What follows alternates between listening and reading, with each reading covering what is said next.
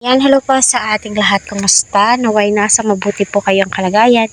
San mang dako kayo ng mundo naroroon. So, ang topic po natin ay patungkol nga po kay Rina sa uploaded video ni Ate Ruda sa kanyang reels ay may pumunta nga po bisita, no?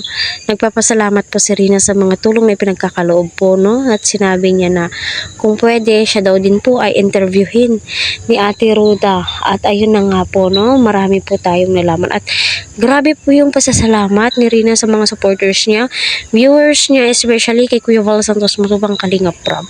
Masasabi mo po talaga na malaki na po yung improvement ni Rina simula ng lingapin, alagaan ni Ate Ruda. At kita din po natin, no, yung magre-reflect po kasi yan sa mukha ni Rina, sa katawan ni Rina, sa lahat. Masasabi mo po talaga na worth it lahat ng pagod at hirap ng kalingap. Ang pinagdarasal lang po, no, na naway magtuloy-tuloy na po ito. Tawal-tawa. Alam ko na, sa camera ka na. Sabi mo, interviewin din kita. Sige na, sabihin mo lang ang tatanungin ni Mama Lola sa'yo. Oh my God, tas ka pa sa labi. Sabi mo naman, interviewin kita.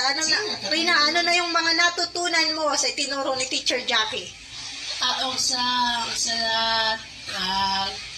Tutor ng mga Pilipino. Galing. Sa tinuruan po ako sa po. Galing, very good. Ngayon, kanino ka magpapasalamat? Kahit si Jackie po, tinuruan po ako nila ako sa. Kanino pa? Kahit si Sir Paul, si Jackie, lahat na po ng mga barangay ko. Magpasalamat ka rin kay Kuya Bal. Siya daw po Kuya Juan. Kanino pa? Ay sana sa tubang, ay Kuya Rab, Itan, Kuya Rab ng mga teacher po dito. Lahat na daw po. Wow, very good.